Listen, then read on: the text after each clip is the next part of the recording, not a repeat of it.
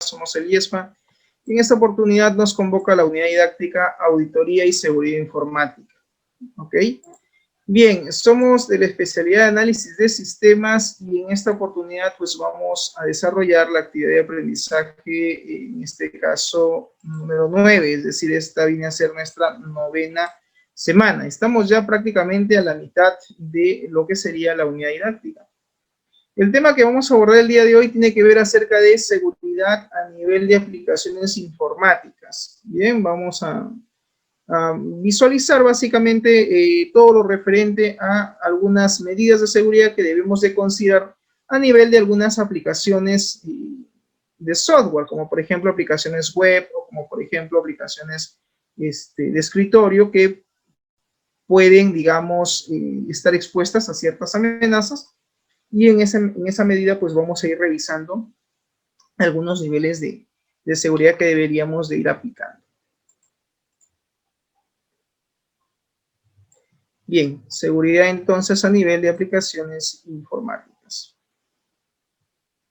Ok, a ver, dentro de lo que es el tema de seguridad a nivel de aplicaciones informáticas, debemos de considerar básicamente las siguientes configuraciones que se deberían de aplicar o diferentes medidas que deberíamos aplicar a nivel de seguridad informática, como por ejemplo el tema de la configuración de las aplicaciones web, las aplicaciones de web hacking que actualmente existen, son unas aplicaciones que permiten básicamente analizar las vulnerabilidades que existen dentro de una red o dentro de una aplicación.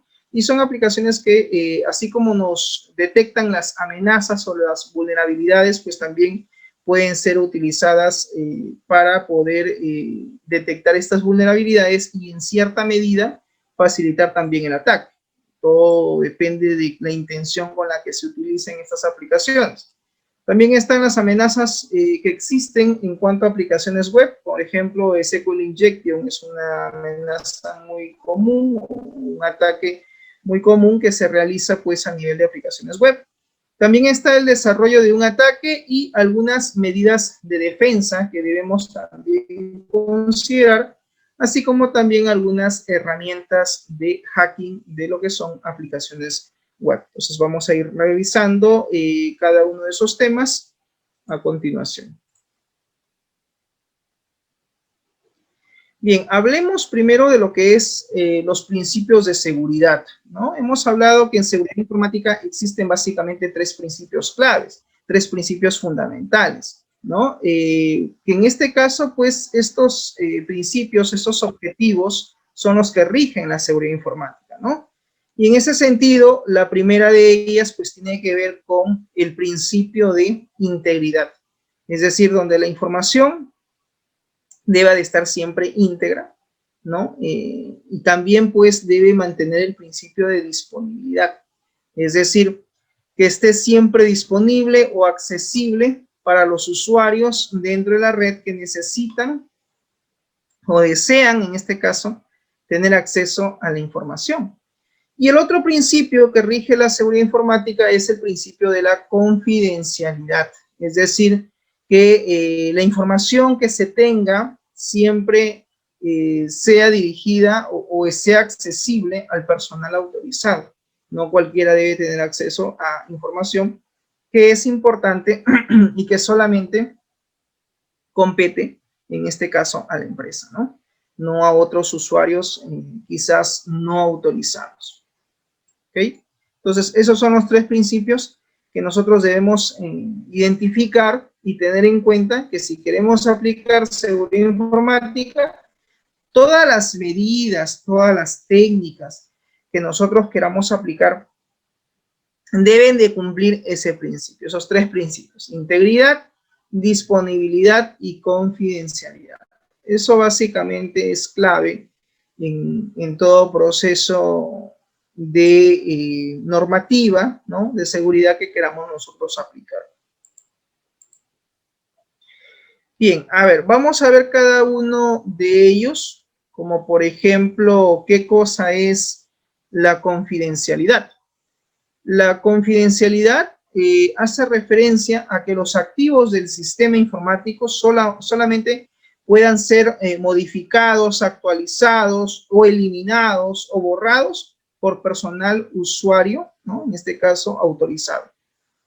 Es decir, dentro de una empresa existen muchos empleados o colaboradores, pero no todos, obviamente, van a tener acceso o deben tener acceso a la información que la empresa tiene. Y en ese sentido, lo que buscamos es que el tema de acceso, de accesibilidad, solamente sea para aquellos usuarios autorizados, ¿no? Por ejemplo, ¿no? Si tenemos un sistema informático, nosotros, por ejemplo, dentro de todo sistema de información manejamos lo que se llaman los usuarios, ¿no? Tenemos una tabla de usuarios y ahí registramos todos los usuarios que van a tener acceso al sistema. Y cada usuario pues tiene un estado, ¿no? Habilitado, inhabilitado. Si tenemos 10 usuarios, ¿no es cierto? Por ejemplo, nosotros podemos determinar que de estos 10 usuarios solamente 6 tengan acceso y el resto no. Entonces, ¿qué hacemos? Le cambiamos el estado de usuario. Se supone que el sistema pues debe de validar si esos datos de esos usuarios están o no están habilitados, ¿no? Según el estado de usuario. Si no están habilitados, pues no deberían tener acceso al sistema, ¿no? Más aún cuando ellos, en este caso los usuarios, tienen permisos o tienen roles, ¿no? En algunos sistemas se le asignan permisos de usuario o perfiles y no todos los usuarios pues tienen el mismo perfil, ¿no? Hay algunos que son administradores, hay algunos que son usuarios invitados y puede haber cierta limitación en cuanto al acceso a la información. Cuando hablamos de activos de IT o activos de tecnologías de la información, por ejemplo, a nivel de software, a nivel de sistemas, pues estos empleados, estos colaboradores tendrán un usuario físicamente, no solo en el sistema informático, sino también en la red. En el computador se creará, pues, en este caso, un usuario para que éste tenga acceso o no al computador. Pero en algunos casos se valida incluso que el usuario con el que se ha logueado tenga acceso al mismo sistema. Eso va a depender de la complejidad del sistema, ¿no? Pero el principio de seguridad informática, el cual se basa en la confidencialidad, tiene que ver con eso, tiene que ver con la razón de que no todos los usuarios pues tengan acceso a cierta información, ¿no? No todos los usuarios van a tener la capacidad de actualizar, modificar, agregar información o eliminar la información ya existente en un sistema, ¿no? Aquellos usuarios que tienen permisos, entonces deben acceder. Los que no, pues simplemente no deberían tener acceso, ¿no? Eso para mantener justamente el principio de confidencialidad, ¿ok? En cuanto a la integridad tiene que ver básicamente con el acceso a estos activos del sistema informático que van a estar limitados a usuarios autorizados. Es decir, no cualquiera puede tener acceso a información de repente clasificada dentro de la empresa, ¿no? Entonces, si eso se cumple, estaríamos entonces no solamente cumpliendo con el principio de confidencialidad, sino también de integridad. Y el principio de disponibilidad, pues, tiene que ver básicamente con el acceso a los activos del sistema en un tiempo prudente, en un tiempo razonable, que esté garantizado para los usuarios autorizados. ¿A qué se refiere cuando dice usted, profesor, el tema de tiempo razonable o un tiempo, en este caso razonable, dice, y que esté garantizado para usuarios autorizados? Es que no necesariamente los usuarios van a tener acceso 24/7 a un sistema. Eso es relativo, eso también está en función a las normas que se establezcan dentro de la empresa. Puede ser que la normativa es que el usuario solamente tenga acceso al sistema de 8 a 6 de la tarde, de 8 de la mañana a 6 de la tarde. El usuario no puede conectarse fuera del rango de oficina al sistema informático, al sistema web, por decir como ejemplo, ¿no? Entonces, ahí que tenemos una limitación de acceso y más aún también tenemos una limitación de disponibilidad, ¿no? La información está disponible, sí, pero solo en el rango de tiempo de 8 a 6. Pasado a las 6 de la tarde o antes de las 8 de la mañana, pues simplemente el usuario no se puede conectar o no va a tener accesibilidad, por ejemplo, al sistema web. ¿Por qué? Quizás porque de repente, por un tema, no sé, de extracción de datos o para que no esté de repente visualizando información que no le compete, en fin. Va a depender mucho de de lo que se quiera hacer, ¿no? De lo que se esté, en este caso, haciendo en el sistema, podemos establecer ese principio, ¿no? El principio de disponibilidad.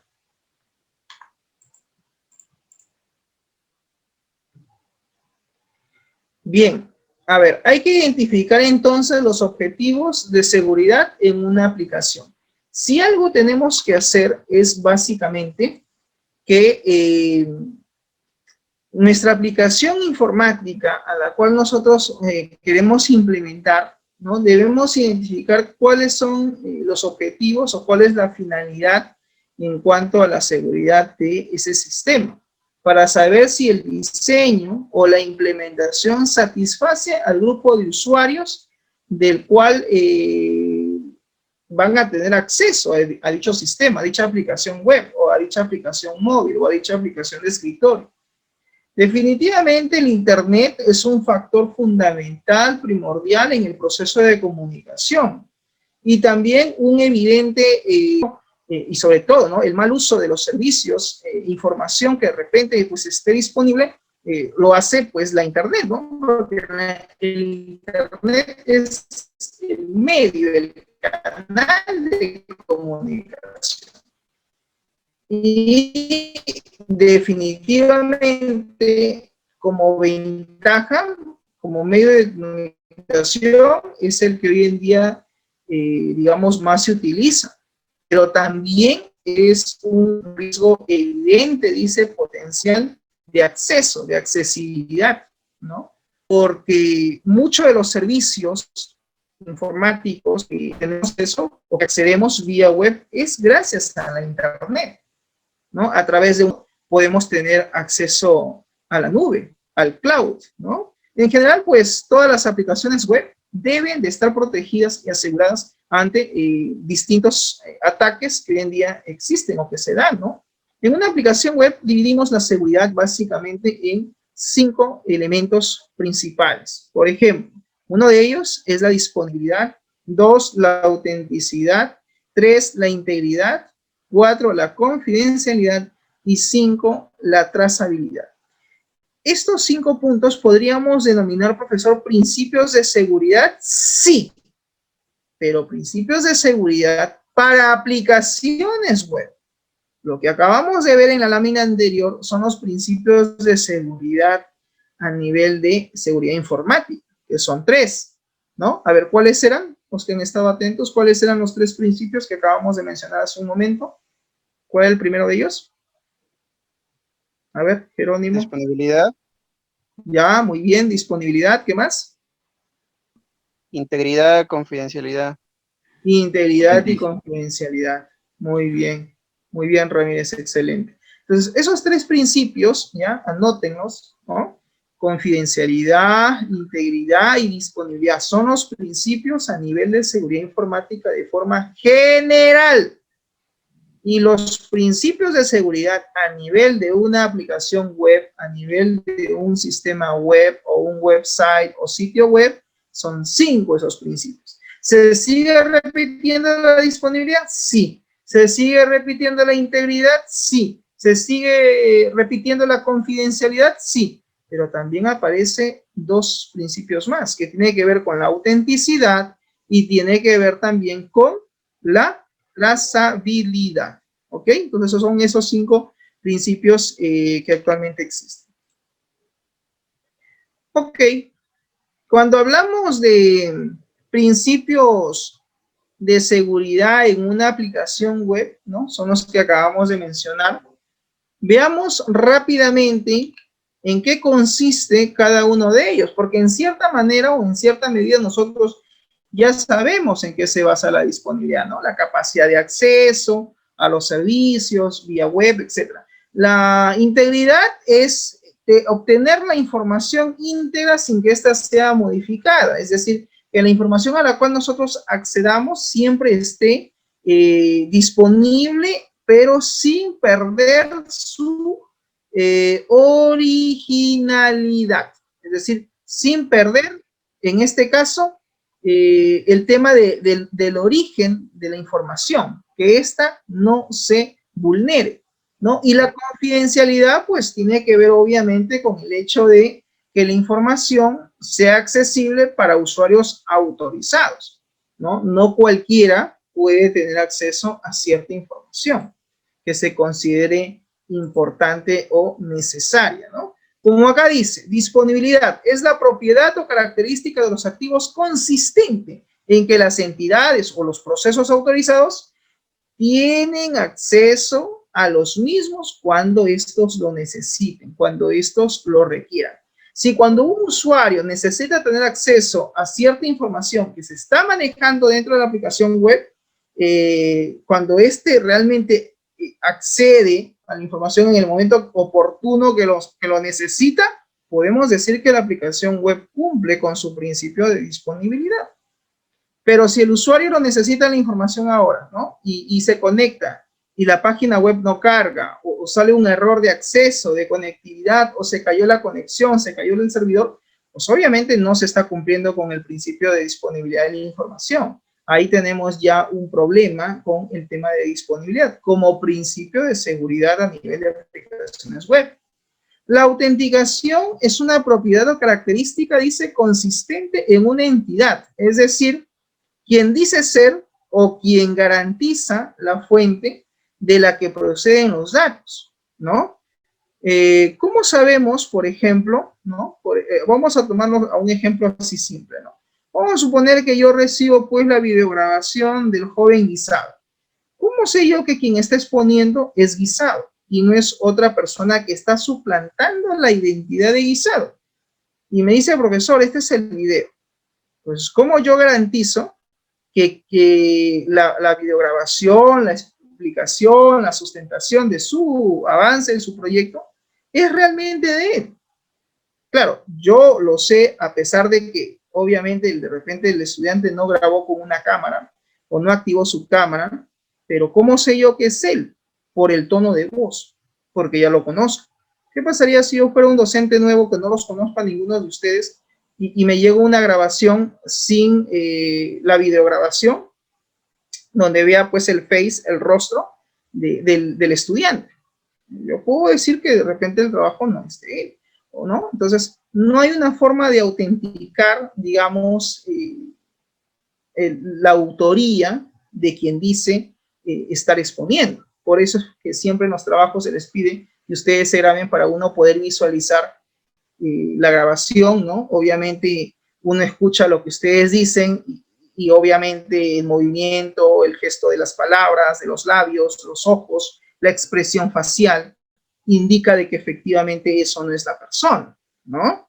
Entonces, ahí, por ejemplo, tiene que darse un principio, ¿no? Un principio de autenticidad, ¿no? Es básicamente, dice, consiste en determinar que quien es realmente, ¿no? Es quien dice ser, ¿no? Por un tema de garantizar, dice, la fuente en la cual procede la información, proceden los datos. ¿Estamos de acuerdo? Entonces, eso es importante, que en toda aplicación web exista un principio de autenticidad. A ver, ustedes son desarrolladores. Pregunto, ¿cómo validan ustedes la autenticidad en una aplicación web? Ustedes ya que tienen cierta experiencia en programación web, ¿cómo llevan a cabo el principio de autenticidad? Ideas. ¿Cómo han hecho ese principio? ¿O cómo harían el principio ustedes a nivel de autenticidad en una aplicación web? No quiero que me digan el código, quiero que me expliquen cómo harían ese proceso. Ideas. ¿Han hecho alguna vez un logueo? Pero que funcione, ¿no? No solamente pantallazos. Han hecho una intranet,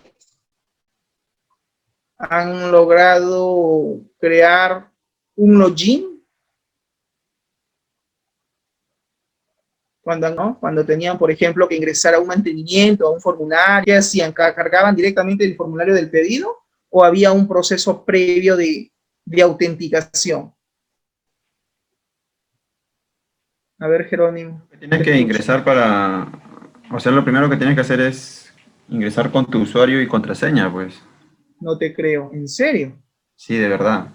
¿Y cómo validas tú a nivel de programación? ¿Cómo autenticas que Ángel Ramírez es Ángel Ramírez que se está intentando conectar a tu sistema web? Tú como desarrollador, ¿cómo haces ese proceso de autenticación? No me digas las líneas de código, pero explícame a grosso modo cómo harías ese proceso de autenticación. A ver, ideas. A ver, te ayudo un poquito. Alguien dirá, profesor, esto es fácil, esto es sencillo. En toda aplicación web tiene que existir un servidor, tiene que existir una base de datos. Se supone que en el sistema web tú debes de tener una entidad, una tabla, donde estén pues registrados todos tus empleados. Y ese empleado pues tendrá una relación con otra tabla, probablemente que se llame usuario. La tabla usuario, usuario empleado, usuario-empleado. El nombre es lo de menos. El nombre ya tú como DBA, como Database Administrator, le asignarás un name a ese table. ¿Estamos de acuerdo?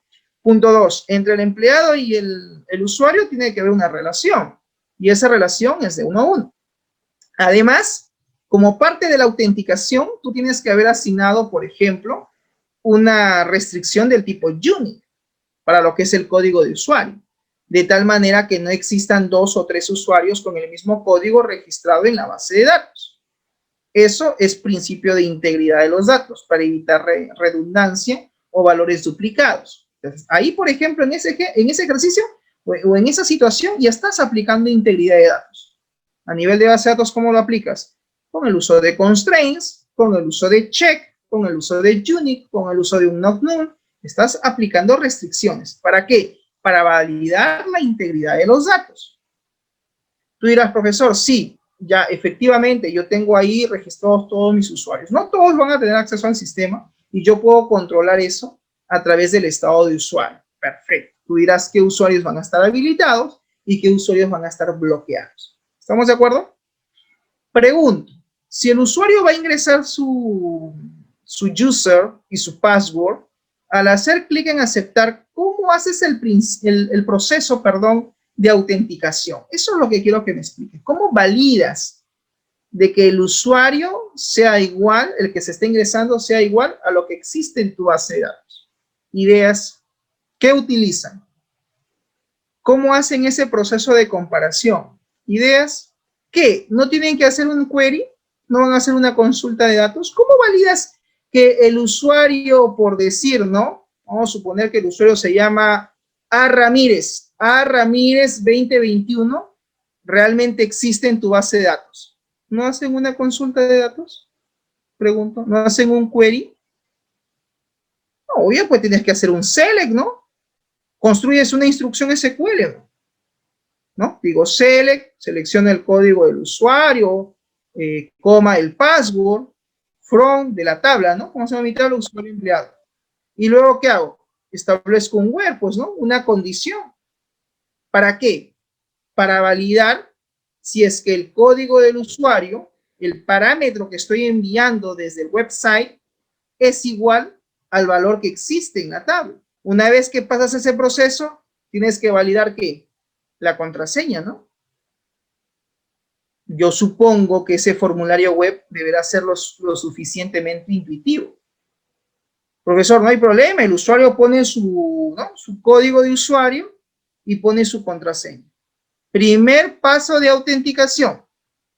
Llamo al procedimiento almacenado, que este a su vez ejecuta un query y en teoría el procedimiento almacenado deberá pues determinar si el usuario es correcto o si la contraseña o el password es incorrecto. Y lo ideal sería que en la interfaz salga, ¿no? Un mensaje que diga, ¿no? Por ejemplo, el usuario A. Ramírez 2021 sí existe, pero la contraseña que ha puesto A. Ramírez, profesor, no es la correcta. Entonces el sistema le dirá, ¿no? Error en el password o error en contraseña. Pero ¿quién lo hace? Lo hace el servidor. Lo hace a través de un procedimiento almacenado. Capturará seguramente el valor a través de un parámetro de salida, un output, y eso lo muestras en pantalla, ¿no? Eso es proceso de autenticación. Ahora, En el caso que el usuario sea correcto y la contraseña sea correcto, ya debería dar acceso al sistema. En teoría, ese es el proceso de autenticación. Existe otro proceso de autenticación, por ejemplo, que se llama a través del uso de los códigos CAPTCHA. ¿Han escuchado códigos CAPTCHA? ¿Han programado códigos CAPTCHA? Pregunto. Sí, pero tampoco es tan seguro que digamos. ¿Quién te ha dicho que no es seguro? Bueno, sé de que hay un código para burlar eso. Ya, pero ¿tú sabes cuál es la finalidad del código CAPTCHA? Claro, para o sea, para que se dé cuenta si es realmente un usuario real o es un bot. Así es. No Pero, por vaya a ejemplo, ser que sea un robot el que está intentando, ¿no?, ingresar o claro, pero acceder a la aplicación. por ejemplo, de lo que yo me había reunido con usted sobre el tipo de trabajo que yo quiero hacer, hay un código, un pedacito de código de 6 7 líneas que te bloquea cualquier captcha, o sea, como que si no estuviera. O sea, tampoco es tan seguro que digamos. Depende en qué lenguaje estés creando tu algoritmo. Bueno, yo lo estoy haciendo en Códigos, hay Python. una infinidad de códigos. No, pero o sea, si funciona en un lenguaje, Ya, supongo que funcionará para todos los lenguajes, pues al fin y al cabo es la lógica la que manda, ¿no?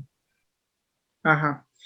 El código CAPTCHA, si bien es cierto, es un código que te genera el propio website con la intención de que el usuario ingrese el mismo código. ¿Ya? Básicamente el objetivo, la finalidad de un código CAPTCHA es evitar la ejecución de código automático, los famosos bots, ¿no?, o los famosos robots, por así decirlo.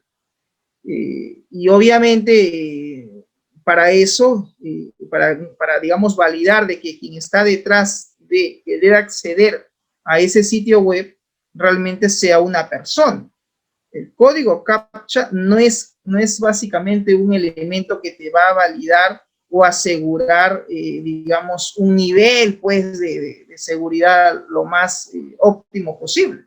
Lo más óptimo es usuario y contraseña, pero podrías considerar aparte, de repente, un elemento CAPTCHA para saber que quien está enviando un request, ¿no?, un requerimiento al servidor, sea básicamente un humano.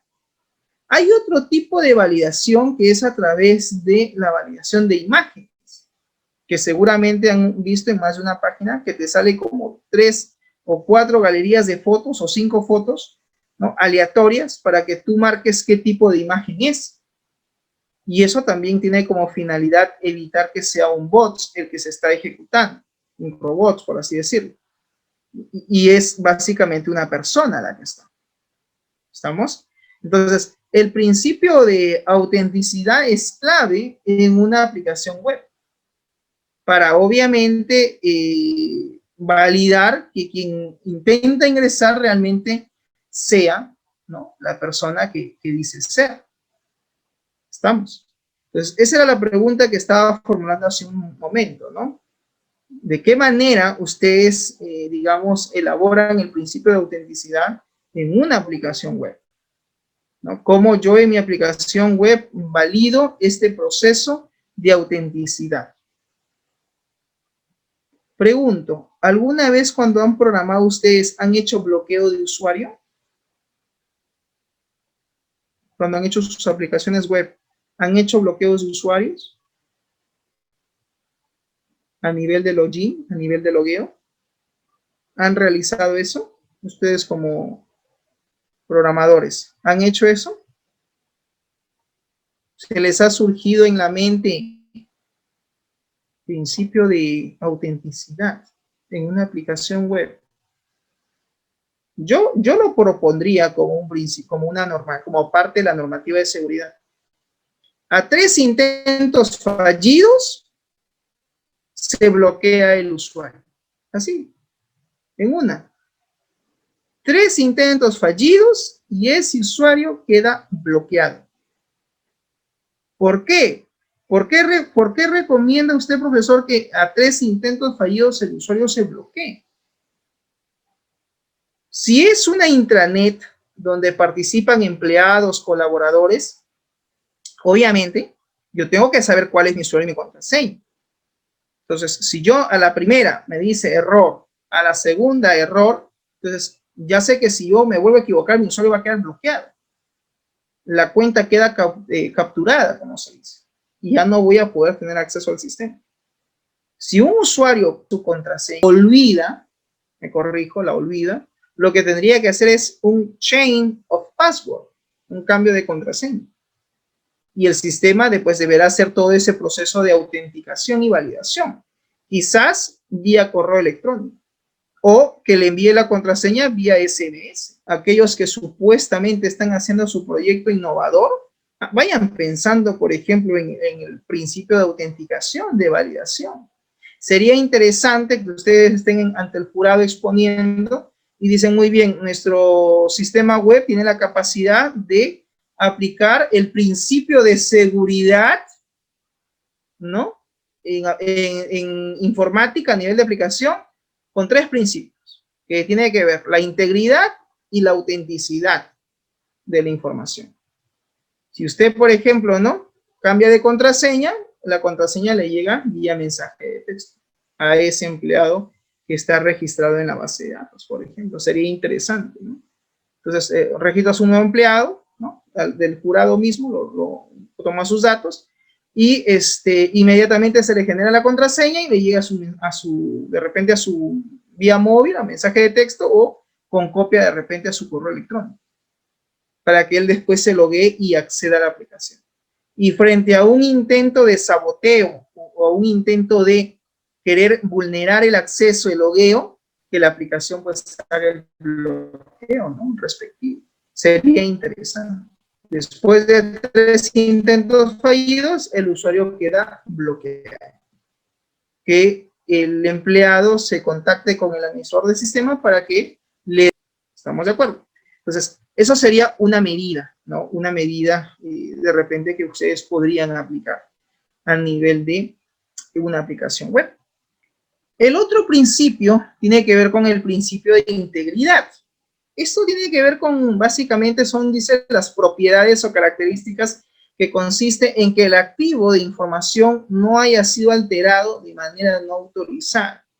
Claro, es decir, no cualquier usuario va a tener acceso a cierta información que de repente es importante, necesaria, a la cual quiera tener acceso. Entonces, mientras que la información no haya sido modificada o alterada por algún usuario no autorizado, se estaría respetando el principio de seguridad de aplicación web, que es el principio de integridad. ¿Estamos de acuerdo? Siguiente, la confidencialidad.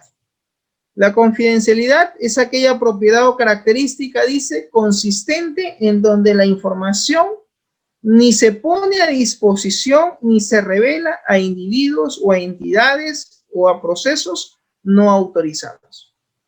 Claro, obviamente no cualquiera va a tener acceso al registro de pedidos, no cualquiera va a tener acceso a la cartera de clientes, no cualquiera debe tener acceso a la planilla de pago, no cualquiera va a tener acceso por ejemplo, a los comprobantes de venta que se han emitido, a las facturas, a las boletas. Si eso sucede es porque está, digamos, saltándose el principio de confidencialidad. Y el otro punto importante tiene que ver básicamente con la trazabilidad. La trazabilidad, dice, es aquella propiedad o característica que consiste en donde las actuaciones de una entidad pueden ser imputadas exclusivamente, dice, a dicha entidad. Ojo con este punto. Las actuaciones de una entidad, o sea, como actúa una entidad, puede ser imputadas exclusivamente, dicho, a dicha entidad.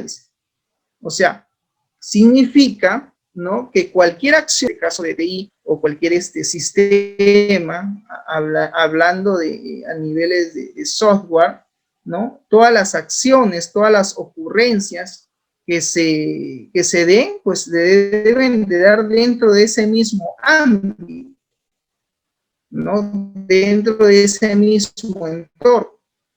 Si a través de un tercero se accede a ese sistema y se manipula o ocurre algo, pero no desde el mismo entorno, entonces estaríamos faltando al principio de la trazabilidad, que tiene que ver básicamente con una serie de actuaciones, de acciones que se van a dar sobre sí misma, ¿no? Para determinar que son acciones exclusivamente de esa entidad, ¿no? Entonces son básicamente estos 5 principios que existen y que debemos de considerar, sobre todo en una aplicación web, ¿no? Obviamente en informática nada es al 100% seguro. Siempre vamos a estar expuestos a amenazas y a ataques, pero en la medida posible pues debemos de ver de qué manera evitamos justamente que terceros logren acceder de repente a la información o los datos a través de la aplicación web que se pueda estar utilizando. Bien, la seguridad, dice, de aplicaciones web, entonces es una rama de la seguridad informática que se encarga específicamente de la seguridad de los sitios web o de las aplicaciones web y sobre todo de los servicios web que existen dentro de esa arquitectura, dentro de ese sistema al cual se quiere tener acceso. La seguridad de aplicaciones web se basa en los principios de la seguridad de las aplicaciones. Es verdad, hace un momento acabamos de ver que los principios, ¿no?, de seguridad de las aplicaciones informáticas, ¿no?, a nivel de seguridad informática son 3, como nos comentaba hace un momento Ramírez, ¿no? Confidencialidad, ¿no?, disponibilidad e integridad. Son esos 3 principios. Y las aplicaciones web tienen esos 3 principios más 2 más, que es pues la trazabilidad y la autenticidad, ¿ya? No se olviden entonces de esos 5 principios que manejan las aplicaciones web. Ok, las aplicaciones comúnmente son desarrolladas usando lenguajes de programación, claro que sí. Estos lenguajes de programación, sobre todo, que están orientados a la creación de aplicaciones web o sitios web, son, por ejemplo, el lenguaje PHP, el lenguaje también de JavaScript, el lenguaje Python, Ruby, ASP.NET y también está los JSP, ¿correcto? A ver, pregunto, ¿cuándo utilizan ustedes el lenguaje JavaScript? No el lenguaje Java, sino el lenguaje JavaScript. ¿Ideas? ¿En qué situaciones han usado el lenguaje JavaScript? ¿O no han usado el lenguaje JavaScript? Hay un punto, jóvenes, que ustedes tienen que tener en cuenta. Cuando hacemos aplicaciones web, están básicamente hay dos, digamos, dos lados. El lado cliente y el lado servidor. Lo que viene a ser el frontend, que es el lado cliente, y el backend, que es el lado servidor. Hay cosas que tenemos que validar. No solamente en el backend, sino también en el frontend. Y en el caso del frontend, en el lado del cliente, el lenguaje JavaScript es un lenguaje muy interesante y muy necesario cuando queremos hacer ciertas validaciones. Yo quiero validar el ingreso de ciertos valores en determinadas cajas de texto o en determinados controles de mi formulario web. Pues utilizo una función de Java. Que quiero que solamente en el formulario web ingresen números y no letras. Utilizo una función de JavaScript. Profesor, quiero, por decir, ¿no?, validar el email en una caja de texto para ver si es la correcta, es la adecuada. Pues usa una función de JavaScript, porque estás validando el frontend, el lado del cliente. Pero eso no significa que también no apliques, por ejemplo, restricciones de campo, los famosos constraints. Y esos constraints se deben aplicar en el backend, ¿no?, en el servidor, en la base de datos. Ahí tú tendrás que también definir algunas restricciones como el check, como el unique, not null o default. ¿Por qué? Porque tu servidor va a interactuar con el cliente, ¿no? Cuando el servidor envía una respuesta a través, por ejemplo, de una página web, es muy común utilizar el método response.write. Yo digo response.write y lo que estoy haciendo es imprimir, enviar una cadena de caracteres o una cadena de texto desde mi aplicación al cliente. Cuando decimos, por ejemplo, ¿no? Un request es un requerimiento cuando estamos trayendo ciertos datos, ¿no? Entonces, el lenguaje JavaScript es un lenguaje muy utilizado y es más, tú puedes incluso imprimir código, código de JavaScript a través, por ejemplo, del método response.write. Con un response.write tú puedes mandar código JavaScript para que se imprime en el formulario web. Y ahí está la interacción entre el cliente y la aplicación web, por ejemplo. ¿Estamos? Bueno, entonces, efectivamente, ¿no? Las aplicaciones web se desarrollan pues usando un lenguaje de programación. Quizás algunos opten de repente por hacer aplicaciones web en PHP, otros opten por el lenguaje Java y otros también opten por el lenguaje de repente C#, que es de repente un poco más flexible, o de repente Python, pues, ¿no? Va a depender mucho también de la experiencia que tenga el desarrollador, ¿no? De qué lenguaje quiera hacer su aplicación web. Las aplicaciones web son particularmente ventajosas por su practicidad, ligereza y su disponibilidad, la cual hace que se encuentren accesibles de forma permanente desde cualquier dispositivo que solamente tenga acceso, ¿no? O conectividad o conexión a internet. Y para eso necesita también de un browser, un navegador web, que debe estar previamente instalado, ¿no? Para que pueda acceder al cloud, a la nube. Llámese Mozilla, Opera, Google Chrome, Internet Explorer, en fin, Tor, por ejemplo, Tor es un browser, es un navegador que se utiliza mucho para acceder a la internet o a la red oscura, que se le llama, ¿no? Si tú no quieres, por ejemplo, que te detecten tu IP, ¿no? O no quieres que te detecten por decir qué páginas estás visitando, puedes usar, en este caso, ese programa, ¿no? El programa de Tor, que lo que hace, pues, encripta, digamos, redirecciona varias veces una página a través de las direcciones IP y de esa manera, pues, no es fácil de rastrear, ¿no? Muy bien, entonces, definitivamente, ¿no? Las aplicaciones web particularmente también son blancos de ataques de los cibercriminales, ¿no? ¿Por qué? Por las diversas vulnerabilidades que pueda presentar una aplicación. Si una aplicación no está bien protegida, no tiene los algoritmos necesarios o los métodos o las técnicas de programación adecuada, pues puede ser blanco de un ataque remoto, un ataque cibernético. ¿Okay? Bien, la seguridad a nivel de aplicaciones web. Algunas de las fallas que suelen, en este caso, explotar, ¿no? Los delincuentes son las siguientes. Una de ellas es el fallo de inyección. Otra es las vulnerabilidades de cross-site scripting. Otra es la mala configuración, ¿no? De la seguridad. Y otro puede ser el hecho de que se haya detectado, ¿no? El detecto de protección en la capa de transporte. Se llegó a detectar, ¿no? Cuál es el nivel de protección que se está trabajando en la capa de transporte cuando se tiene, pues, el envío de los datos a través de la red. En el caso del fallo de inyección ocurre, dice, cuando se envían datos poco fiables a un intérprete como parte, pues, de un comando o de una consulta, ¿no? Es decir, están corriendo una consulta y lo que hacen es vulnerar la URL, insertar código, comandos, parámetros a través de la propia URL para hacer que efectivamente se caiga el servicio o se caiga el servidor. Es muy común ese tipo de ataques. El otro es las vulnerabilidades del cross-site scripting, que básicamente ocurre cuando una aplicación toma datos poco fiables y los envía, pues, a un navegador web, pero sin la validación de los datos previamente, ¿no? Entonces, eso también es otra vulnerabilidad.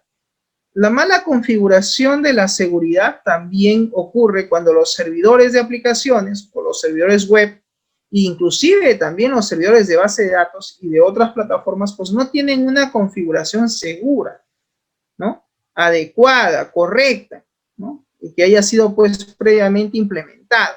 Entonces, producto a veces de una mala configuración en el servidor, ¿no? Es un elemento crucial para que el ciberdelincuente, el ciberatacante logre ingresar a ese servicio, a ese sitio web o al servidor propiamente dicho. También está el detector de protección en la capa de transporte. Esto se produce pues cuando las aplicaciones no pueden cifrar, ¿no?, y proteger el tema de la confidencialidad e integridad, por ejemplo, que existe en lo que es el tráfico de una red sensible. Porque hay que tener en claro que en las telecomunicaciones, en las redes, ¿no?, informáticas, el elemento que me permite acceder a la nube es el Internet. Pero el medio por el cual viajan esos datos de mi red interna a la red externa y viceversa, de la red externa, como es la nube, hacia mi red interna, que es mi red LAN, ¿no?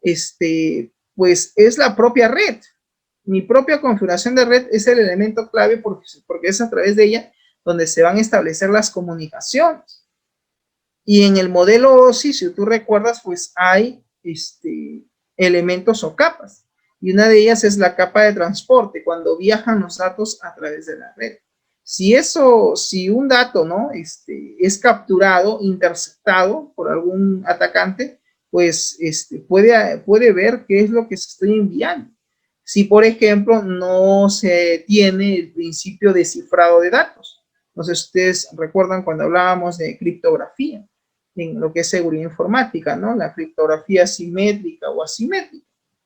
Entonces, sí, eso también puede ser un elemento que juegue en contra, ¿no? No solo el tema, pues, de las fallas en la inyección de código, sino también el hecho de que logren detectar, ¿no?, la información cuando está viajando en la red a través de la capa de transporte. Bien, aquí tenemos un poco un esquema, cómo es que esto funciona, ¿no? Tenemos obviamente nuestra red local, tenemos los ordenadores que se conectan a la nube, obviamente debe haber un firewall, el cual debe validar, ¿no?, el acceso de determinadas conexiones que se van a hacer a mi red, y pues dentro de lo que es la red local va a existir una serie de sistemas. De repente una máquina virtual, de repente pues por ahí hay un sistema ERP, hay ciertos sitios web, hay de repente acceso a una serie de repositorios de bases de datos, ¿no?, los famosos gestores de base de datos, que pueden estar en Oracle, en SQL Server Anywhere, de repente en MySQL o en DB2, en PostgreSQL, etcétera, que son los gestores de base de datos que hoy en día existen. Y por otro lado, pues también están los navegadores, ¿no?, que leen e interpretan código HTML. No hay que olvidar que una página web en su esencia corre bajo el lenguaje de hipertexto marcado, bajo el lenguaje HTML, el cual a su vez, ¿no?, puede, digamos, ejecutar código JavaScript, puede ejecutar código en PHP, puede ejecutar pues código de repente en C#, etcétera, si es que estoy usando web form, formularios web. Entonces, el código nativo para interpretar, ¿no?, una página web es el lenguaje HTML. Y es interpretado por el browser, por el navegador que estés tú utilizando, pues va a decodificar toda la información que esté de ese archivo que está en formato HTML. Surge la siguiente pregunta. ¿Cuáles son las consecuencias de los atacantes a la seguridad de las aplicaciones web para las empresas? Existen diversas consecuencias negativas que este tipo de ataques puede traer a las empresas. Entre ellas, por ejemplo, tenemos lo que son las pérdidas financieras importantes, el robo, por ejemplo, de datos sensibles. Está también la percepción negativa de la marca, la desconfianza por parte de los clientes. O sea, obviamente una empresa que tiene un sitio web, una aplicación web que ha sido ya víctima de un ataque de seguridad informática, pues eso puede traer ciertas consecuencias negativas, como las que acabamos de mencionar.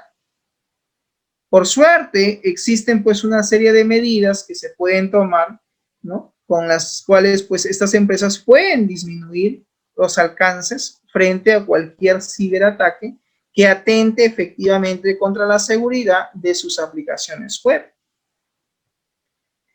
Existen, jóvenes, 5 mejores prácticas para evitar ser víctima de un ataque remoto o que pongan en riesgo pues la seguridad de nuestras aplicaciones web.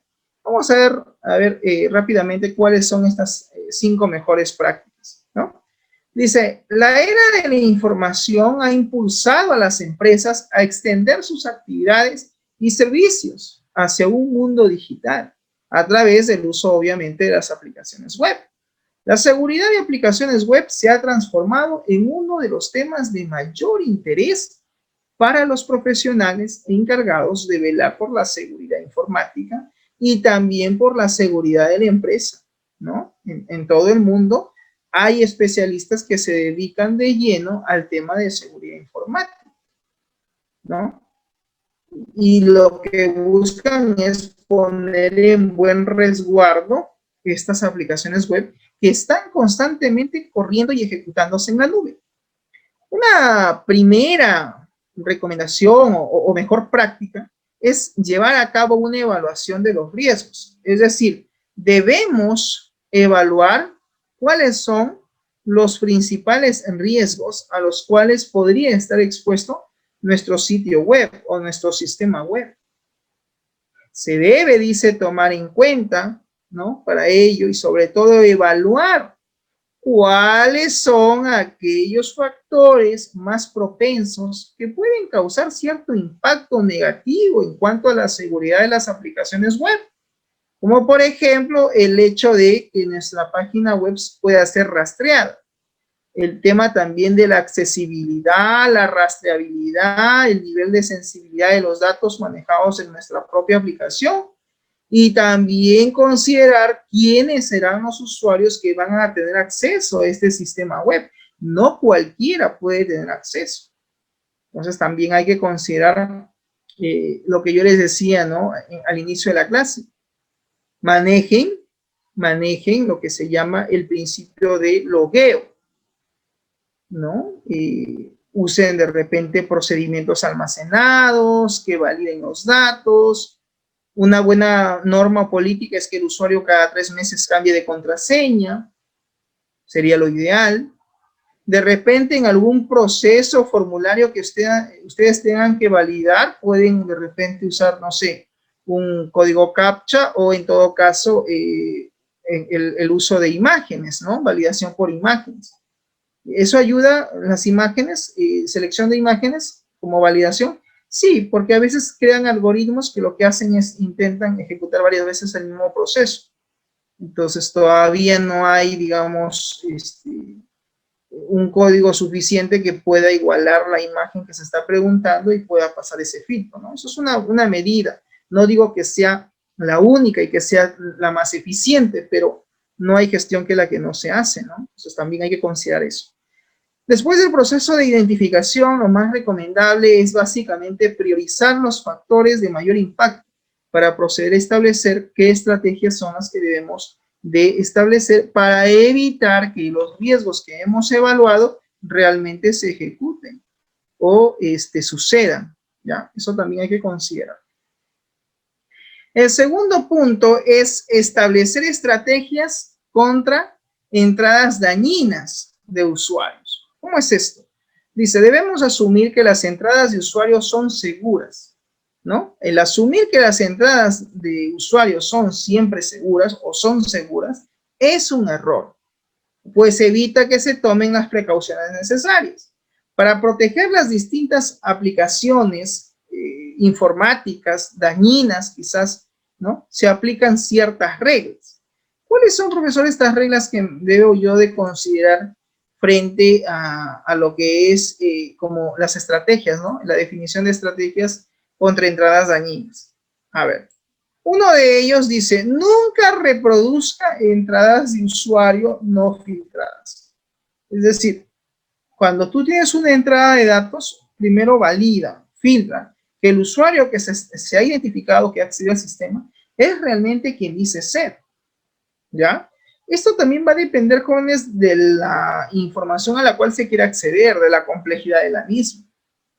De repente puedes hacer, después del logueo, una serie de preguntas, ¿no? Tipo un test, un cuestionario de 5 o 6 preguntas, pero que esa información debe estar en la base de datos de la empresa y que obviamente solamente tenga acceso o conozca su contenido el empleado y nadie más, ¿no? Y ahí he visto algunos sistemas que incluso te preguntan cosas o te preguntan, por ejemplo, el número de habitantes que tienes en tu casa o el nombre de tu mascota, en preguntas muy, muy personales que nadie más lo sabe y que solamente lo sabe el usuario.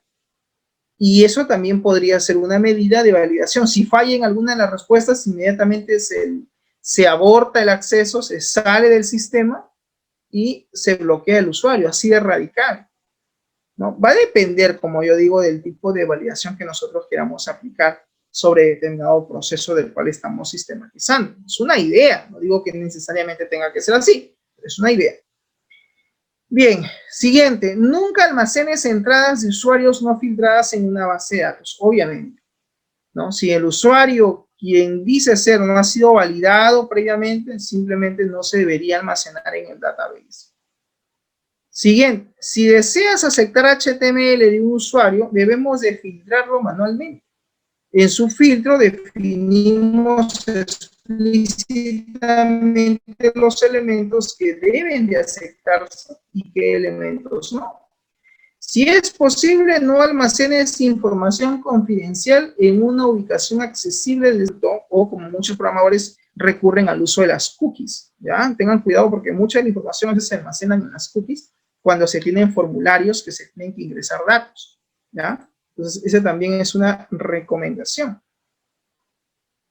3. Proteger los datos sensibles. Debemos de implementar lo que se llama el famoso certificado de páginas web, ¿no? La mayoría de páginas web, algunas tienen un candadito en el browser. Cuando tú visitas una URL, no sé si te has dado cuenta que al costadito de la dirección aparece un candadito de color amarillo. ¿Eso qué significa? Significa que es una página web segura.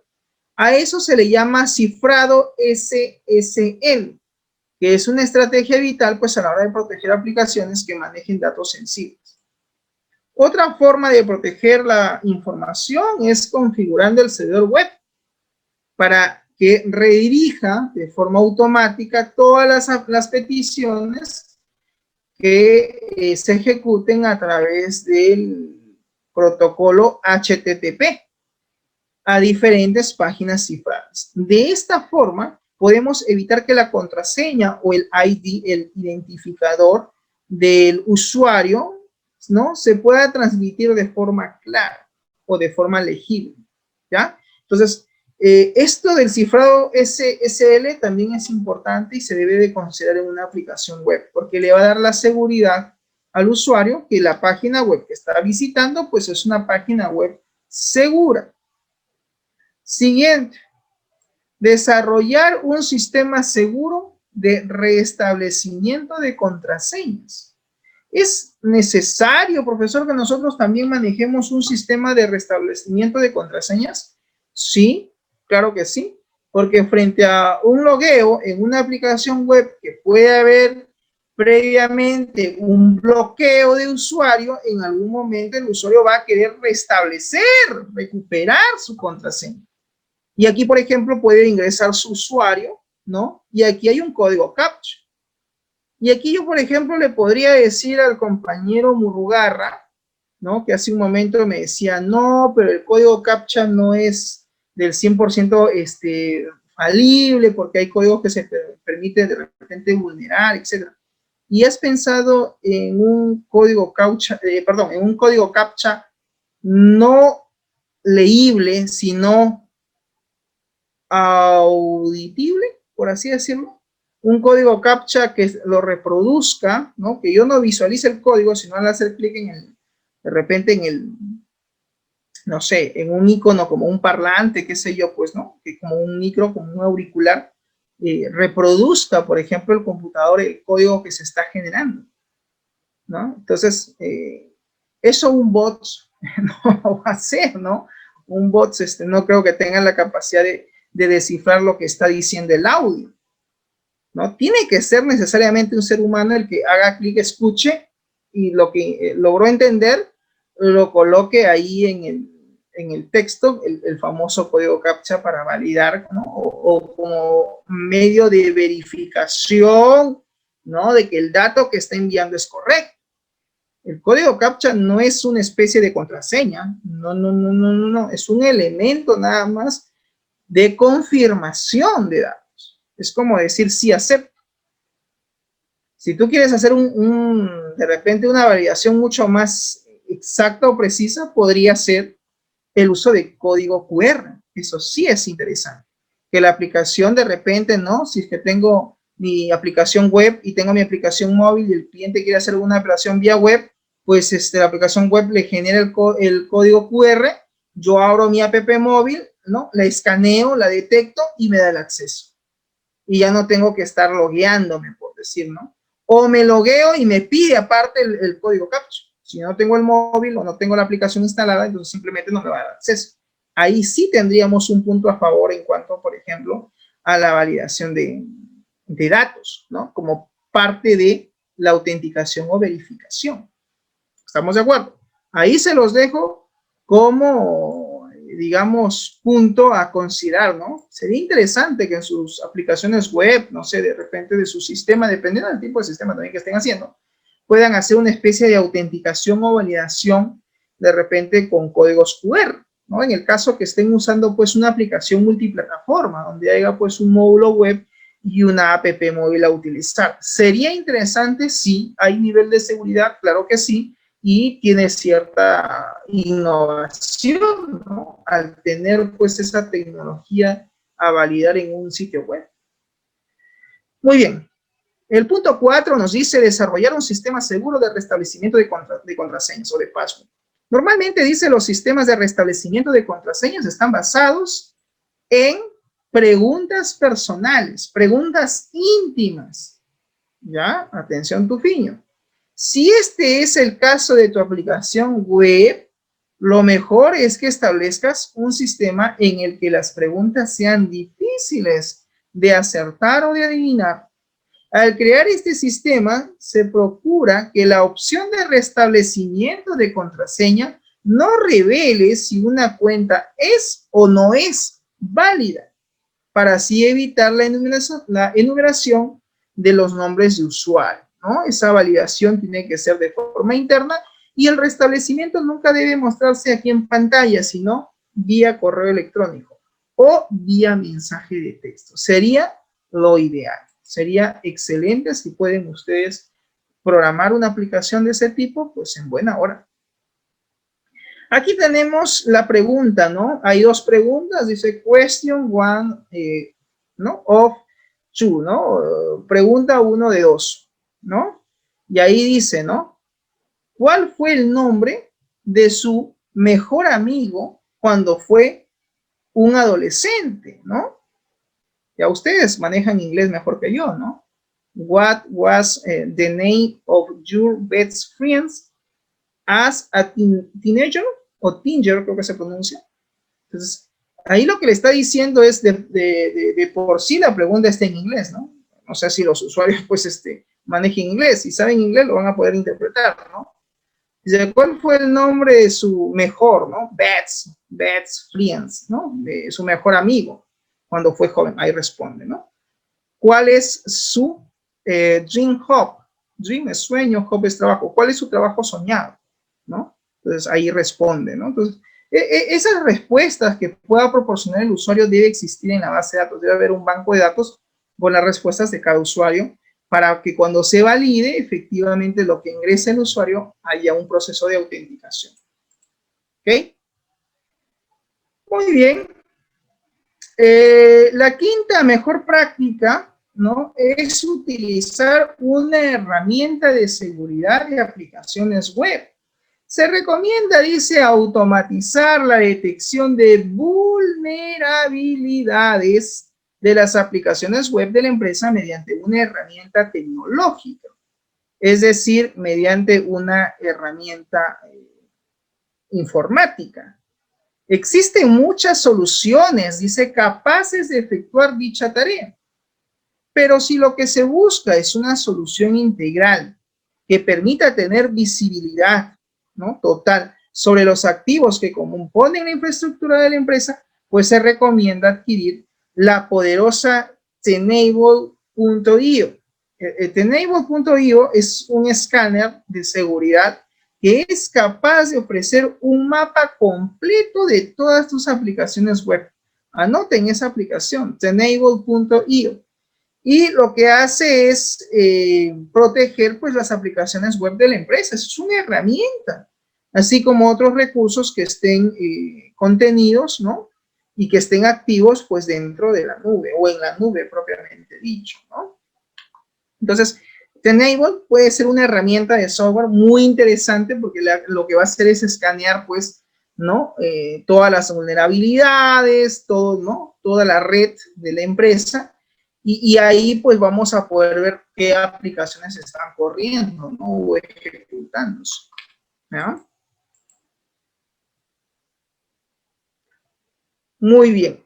¿Existen algunas aplicaciones de web hacking? Sí, como por ejemplo, la clonación de sitios web, ¿no? Si ustedes recuerdan, en una de las primeras clases hablábamos del phishing, ¿no? ¿Se acuerdan? El phishing, que era básicamente, pues, engañar al usuario presentándoles URLs o sitios web que no eran, pues, auténticos o verídicos, ¿no? ¿Qué es lo que hacen la mayoría de hackers? Hacen clonación de páginas. Es como hacen un copy-paste, ¿no? Clonan exactamente la misma característica, clonan exactamente el mismo estilo, las mismas imágenes, los efectos. O sea, yo considero que un hacker, pues, más allá de saber código oculto, ¿no?, o algoritmos que permitan ejecutar bugs o virus o malware, también es un experto en diseño gráfico, alguien que conozca sobre también el tema de HTML, de diseño web, para que, pues, pueda clonar una página exactamente idéntica, ¿no? Tiene que también saber de HTML, creo yo. Y por otro lado, también otra aplicación de web hacking es la que permite el robo de tarjetas de crédito, ¿no?, la información que puede tener una tarjeta de crédito. Otro punto también es el aprovechamiento del lado del servidor scripting, ¿no? El servidor, en este caso, que puede estar ejecutando cierto código y que puede ser aprovechado también por estos señores, ¿no?, por los ciberdelincuentes. La explotación también del desbordamiento del buffer, ¿no?, en este caso de la memoria buffer del computador. A veces hay desbordamientos de pila y eso también puede ser aprovechado. Ataques al servidor de nombres de dominio, el famoso Domain Name Server, ¿no? Ataques al DNS, en otras palabras. El empleo de códigos maliciosos, la denegación de servicios y también la destrucción de datos.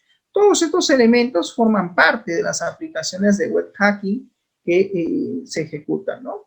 ¿Cómo es el desarrollo de un ataque? Pues hay un escaneo previamente, hacen un escaneo de la red, hacen un escaneo, en este caso, de la red a la cual quieren atacar, recopilan información acerca de ella, acerca de esa red, realizan ciertas pruebas, ¿no? O texteo, acuérdense, testing, fase de pruebas, y luego viene la planificación del ataque, teniendo la información sobre cuál es la red, cuáles han sido las principales, de repente, puertos o puntos vulnerables en el computador o en la red, pues hacen las pruebas respectivas, planifican el ataque e inician el ataque. Ese es el desarrollo, el ciclo que se da en todo ataque cibernético. Son 5 fases. Así como hay fases en los principios de seguridad de las aplicaciones web, también hay principios para llevar a cabo un ataque, para poder desarrollar un ataque.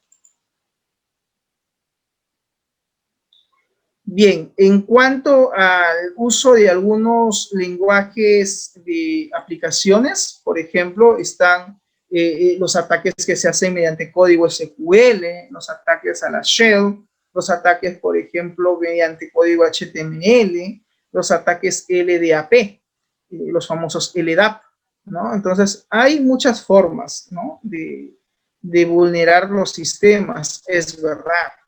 Pero también hay herramientas que no necesariamente las vamos a tener que programar nosotros, las podemos comprar, jóvenes. Hay herramientas de hacking en el mercado que por 100, 200, 300 dólares, 400 dólares, tú puedes acceder a esas herramientas de web hacking y que las puedes utilizar o que la empresa puede adquirir estas herramientas en provecho de sí mismo, ¿no?, para mejorar su seguridad informática. Aquí tenemos algunas acciones que se llevan a cabo, como por ejemplo la interoperabilidad entre los lenguajes. Cualquier lenguaje o protocolo puede ser víctima, aquí no se distingue realmente de protocolo o de lenguaje de programación. Indistintamente en donde haya sido desarrollada la aplicación web, puede terminar dándose un ataque, ¿no?, al servidor web. También está la forma semántica de las funciones de programación que se estén utilizando. Y los metacaracteres que también a veces se utilizan también es otro elemento que también forma parte. Amenazas en aplicaciones web existen muchas. Y aquí te doy algunas, ¿no?, de las múltiples amenazas que existen a nivel de aplicaciones web, ¿ya? Si por ahí hay alguna pregunta de foro, consulta el material que con eso te puede ayudar a responder tu foro. Amenazas en aplicaciones web hay muchas. La más común o la más de repente importante o relevante es SQL Injection. Es decir, inyección de código SQL Server a través del browser o navegador que se intenta hacer a una página web. También están el cross-site scripting, están la inyección de comandos, está también el uso de cookies, está el manejo de parámetros, está el buffer overflow, está también el directory transversal o en este caso, digamos, directorios de acceso transversal, que también existe. Está también el tema de las cookies, ¿no? En fin, autenticación G-Hacking. El G-Hacking también es otra herramienta, ¿no?, que se usa mucho para lo que es realizar una amenaza. Está el Zero Day Attack, el ataque día cero, ¿no? Está mucho pensado a veces en el mito de los zombies, por así decirlo, ya. Le pusieron ese nombre a un ataque, ¿no?, que realizan también a veces de esa manera. También está el ataque a los protocolos, ¿ok? Y también la fragmentación de la TCP/IP, ¿no? También es otra forma de atacar. Los mensajes de error, el ataque de intercepción por mensajes de error, ¿no? Esas ventanas que a veces salen en el computador que dicen, ¿no?, error, error, mensaje, ahí está siendo víctima de un ataque, y eso es un ataque que se está dando pero a través de mensajes. Entonces, hay una serie de amenazas que pueden existir o que existen en todo caso en las aplicaciones web y que se están dando, ¿no? Bien, ¿cómo es que se da, por ejemplo, el cross-site scripting, ¿no? Aquí tenemos el atacante por un lado y por otro lado está el usuario, ¿no? Dentro de esta interacción usuario-atacante está el web server, el servidor web, y está el servidor de la base de datos, el database server. Y obviamente el servidor web, que es básicamente donde se va a alojar el sitio web, ¿no?, las páginas web de la empresa, siempre va a estar en comunicación con el database server, o sea, siempre va a haber una comunicación entre ambos. Y muchas veces cuando un atacante logra insertar código malicioso a través de un script, ¿no?, logra pues vulnerar digamos, el sitio web. Si logra acceder al servidor web, al web service, al servidor web, al server, más que todo, al web server, pues ya logró su cometido, que es el ataque. Ahora, desde este web server, lo que va a hacer es, ese código malicioso, ese script, va a tratar de direccionarlo a la base de datos. ¿Para qué? Para robar información o para borrar la información del servidor, en fin, la intención que pueda tener el atacante. El web server, obviamente, una vez que ejecuta o trae consigo el código malicioso, pues lo va a mostrar al usuario final, ¿no? Que es básicamente el sitio web ya vulnerado, que ya fue vulnerado, ¿no? Y dentro que el usuario opera e interactúa con ese sitio web, internamente ya puede estar enviando datos al atacante. El sitio web que ha sido vulnerado ya puede estar enviando datos al atacante, ¿no? A través de repente de una dirección IP o a través de alguna dirección HTTP, ¿por qué no? Con el cual se va a enviar estos datos. Entonces, ese es un poco el esquema de cómo es que trabaja el cross-site scripting, ¿no? Que tiene que ver con la inserción de código malicioso, ¿no? Bien, aquí tenemos otro esquema, ¿no? Donde está pues la víctima, está el atacante y está el servidor, ¿no? Entonces, el atacante obviamente ¿qué busca? Busca insertar código a través del formulario de un sitio web para que éste corra el script y haga la validación que corresponde en el servidor. Si logra vulnerar el acceso, ya puede acceder a la base de datos y por ende, si accede a la base de datos, va a traer la información consigo, ¿no? La víctima en determinado momento va a tener que requerir cierta información web y lo va a hacer a través del sitio web y va a ir al servidor. Lo que va a hacer el servidor es frente a esa solicitud, si ya digamos que el ataque se ha dado este script, lo que va a hacer es recoge la información, la trae al computador de la víctima y este código puede estar redireccionándose hacia el computador del atacante. Entonces cumple un ciclo o un flujo dentro de este proceso, ¿no? Hay lo que se llama la validación de datos de entrada y la sanitización, por así decirlo, de lo que es la salida de los datos, ¿no? Ya los datos han sido extraídos. Entonces, eso es básicamente el esquema como se trabaja. Algunas medidas que se pueden tomar son validar todas las cabeceras de las cookies, las cadenas de consulta, los campos de formulario, los campos ocultos, es decir, todos los parámetros en contra, ¿no? de una rigurosa especificación. También se debe adoptar una estricta política de seguridad, eso también es importante. Otra medida es hacer el filtrado de la salida, ¿no? de secuencia de comandos también para afrontar las vulnerabilidades de los scripts, ¿no? de los XSS, que son básicamente lo que se busca es evitar que se transmitan estos datos a los usuarios, y también se deben eliminar los tags, ¿no? HTML tags, ¿no? Los famosos tags que a veces tiene todo sitio web, ¿no? Y también codificando las páginas, ¿no? HTML, de repente con tags, y siempre hacer una validación de la página, ¿no? Vía HTTP referral, ¿no? Que es otra medida, otra técnica a nivel, pues, de funcionalidad de la página. Se debe de hacer de esa manera, ¿no? Pues ahí tenemos algunas de esas medidas.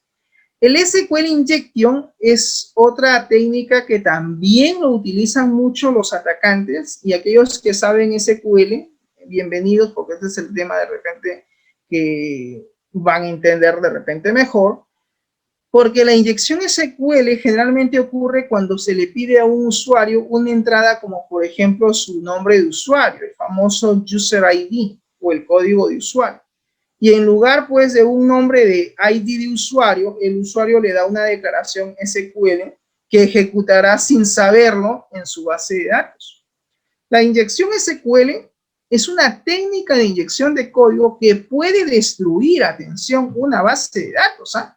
Una inyección SQL es una de las técnicas que utilizan mucho los piratas web. Es una técnica que se utiliza para lo que es la piratería web, que es la más común. La inyección SQL es la colocación, la introducción de código malicioso en la declaración de la instrucción SQL. a través de la entrada de la página web. En el siguiente ejemplo se crea una instrucción select, agregando una variable como por ejemplo txt_user_id a una cadena de selección. La variable se obtiene, ¿no? La variable se obtiene de la entrada justamente del usuario a través del método getRequestString, ¿no? Que es obtener básicamente la cadena requerida, ¿no? Porque acuérdate que siempre en una aplicación web hay una interacción usuario-servidor, ¿no? No solamente hay un getRequestString, sino también hay un response, que en algún momento se va a tener también que hacer. Aquí, por ejemplo, el txt_user_id, ¿no? A través del getRequestString, que es para obtener la cadena, ¿no? El requerimiento de la cadena de este control del user_id. Y esta otra instrucción, otra variable que lo que hace es, hace un select, ¿no? Select asterisco from, ¿no? User, o sea, va a mostrar todos los usuarios de la tabla o de la base de datos, pero hay un where, ¿no? Donde dice where, el user ID, ¿no? Debe ser igual al parámetro o a la variable que se ha calculado. Esto es lo normal que ejecuta toda página web, toda instrucción. Sobre lo que estamos comentando, la inyección basada, por ejemplo, más común es la que se da la inyección donde 1 es igual a 1, pues siempre es verdadero, eso siempre va a ser verdadero. Si no hay nada que impida que un usuario ingrese una entrada incorrecta, el usuario puede ingresar alguna entrada inteligente como esta. Por ejemplo, ¿no? Donde dice user ID y pone ahí el código de usuario 105 y dice OR, o en este caso 1 es igual a 1. Si el usuario inteligente hace esto, ya está haciendo inyección código SQL. Porque lo que está haciendo internamente es que en el servidor ejecute lo siguiente. Select asterisco from user, ¿no? Select asterisco from users, where, o sea, mostrar todos los registros de la tabla de usuarios, donde el ID de usuario sea igual a 105. Probablemente eso salga un error. Pero como hay un OR, dice O, 1 es igual a 1. Entonces, falla una condición, pero la otra se cumple. Y listo. Al cumplirse, devuelve verdadero. Entonces, básicamente el SQL anterior es válido es válido porque devolverá todas las filas justamente de la tabla usuario, ya que se ha cumplido la condición donde 1 es igual a 1 y eso es verdadero, ¿no? El ejemplo anterior parece peligroso, es la pregunta, ¿no? ¿Qué sucede si la tabla de usuarios contiene nombres y contraseñas? Eso también es importante, porque si tienes información, pues lo va a mostrar, ¿no? En la declaración anterior, que es muy parecida a la que tenemos a continuación, la que dice, no select user ID, ¿no? Seleccionar el código de usuario, coma, el name, el nombre, coma, el password, from de la tabla de usuarios, where, donde el user ID sea igual a 105, que es la cadena que se está enviando, o donde 1 es igual a 1, entonces un pirata informático puede obtener acceso a todos los nombres de usuario y también a sus contraseñas de la base de datos, simplemente insertando esa cadena, la cadena 105, ¿no? O 1 es igual a 1 en el campo de entrada. La inyección basada en el igual siempre va a ser verdadera. Aquí hay un ejemplo de inicio de sesión de un usuario en un sitio web, ¿no? Ponen el nombre de usuario, ponen la contraseña. El username captura obviamente el nombre de usuario y la variable upass, que hace referencia al password, pues va a obtener el password del usuario. En la cadena SQL sería la siguiente, ¿no? Select asterisco from user, where, donde el nombre sea igual, ¿no? Comillas, apóstrofe, al uname, o sea, el nombre del usuario, y donde el password pues sea igual al password. Esa es la lógica que seguramente todo sitio web trabaja. Eso es cuando ejecutan directamente el código de esa manera. Yo particularmente prefiero hacerlo con procedimientos almacenados. Por eso yo les preguntaba al inicio de la clase si es que han hecho proceso de autenticación ustedes con Store Procedure. Lo mejor que pueden hacer es trabajar con procedimientos almacenados, que sea el servidor quien haga el proceso, ¿no? Y no correr el select directamente sobre digamos, el método que estás intentando invocar. El resultado frente a esa consulta sería la siguiente, ¿no? Select asterisco from user, where, donde el nombre sea igual a John Joe y el password igual a mi password. Un pirata informático puede obtener acceso entonces a los nombres de usuario y contraseñas en una base de datos simplemente insertando un o insertando un igual en el cuadro de texto de nombre de usuario o de la contraseña, ¿no? Por ejemplo, aquí, mira, están observando, no sé si observas acá en el donde dice nombre de usuario, ponen, ¿no? La comilla, or, apóstrofe, ¿no? Comilla, y el signo igual. O sea, aquí está la cadena de caracteres. Y en la contraseña hacen lo mismo. Entonces, ¿por qué le ponen aquí comillas? Porque cuando capture, pues dice donde el nombre sea igual a comillas o donde sea igual, en este caso, el password también a vacío, ¿no? O donde vacío sea igual a vacío. Entonces, en este caso, eso sí se va a cumplir. ¿Vacío es igual a vacío? Sí, pero esto de repente no se cumple. Y en el password, la primera condición no se cumple, pero la segunda sí se cumple. Entonces, es una forma de alterar el código SQL. En el SQL anterior es válido y va a devolver todas las filas de la tabla de usuarios, ya que OR, en este caso vacío, es igual a vacío, pues siempre va a ser verdadero. Es una forma también que utilizan mucho en lo que es la técnica de inyección SQL. ¿No? La mayoría de las bases de datos admiten efectivamente instrucciones SQL por lotes. Un lote de instrucciones en SQL, ¿qué cosa es? Es un grupo, ¿no? De 2 o más instrucciones SQL que están separadas por un punto y coma. La siguiente declaración SQL devolverá todas las filas de la tabla de usuarios. Luego eliminará la tabla proveedores, ¿no? Como está en este caso. Dice, select asterisco from, ahí está user, y luego dice drop tables, suppliers es proveedores, ¿no? En el siguiente ejemplo, mira, dice txt user ID, ¿no? Va a capturar el get request string de lo que tiene el control user ID. La variable txt-sql contiene una consulta, como por ejemplo la que dice ahí, ¿no? Select asterisco from user where, donde el código de usuario pues es igual al valor o al parámetro que se está enviando, ¿no? La variable txt-user-id. Este es el ejemplo de ejecución, ¿no? De la instrucción. En la inyección SQL basada en sentencias de SQL por lotes, esto sería de esta manera, ¿no? Identificando el usuario, donde dice, ¿no? 105, es el valor punto y coma, y luego le están diciendo drop table suppliers. Si por desgracia en esa base de datos existe una tabla como la que se está especificando ahí, lo que va a hacer internamente el SQL es efectivamente va a intentar mostrar datos de la tabla usuario, seguramente el usuario no es correcto, esa instrucción va a fallar, pero la segunda sí va a aceptar, que es el drop, ¿no? La eliminación de la tabla proveedores, suppliers. Entonces hay que tener en cuenta que muchas veces algunos sitios web cuando no tienen las validaciones del caso, pues pueden ejecutar código SQL.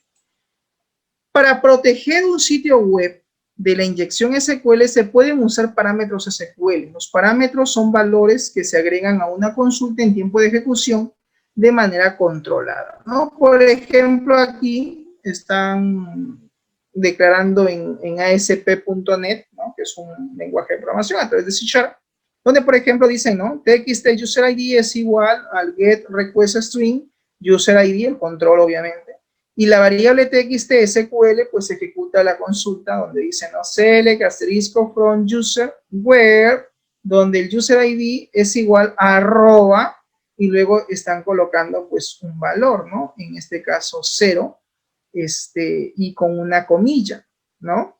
En el execute dice execute, ¿no? Toda la variable, en este caso txt SQL, y luego el valor del user ID. Entonces, seguramente en el comando que intentan ejecutar, lo que va a hacer es una consulta donde el user ID pues sea igual, dice, al valor que le están ahí asignando, ¿no? Tenga en cuenta que los parámetros se representan en las instrucciones SQL. Mediante el marcador arroba, el motor SQL verifica que cada parámetro, ¿no? Verifica cada parámetro para asegurarse que este sea correcto, ¿no? Para su columna y se trate literalmente y no como parte del SQL ejecutar. Entonces, el arroba es un carácter interesante que se puede utilizar también en una instrucción, ¿ya?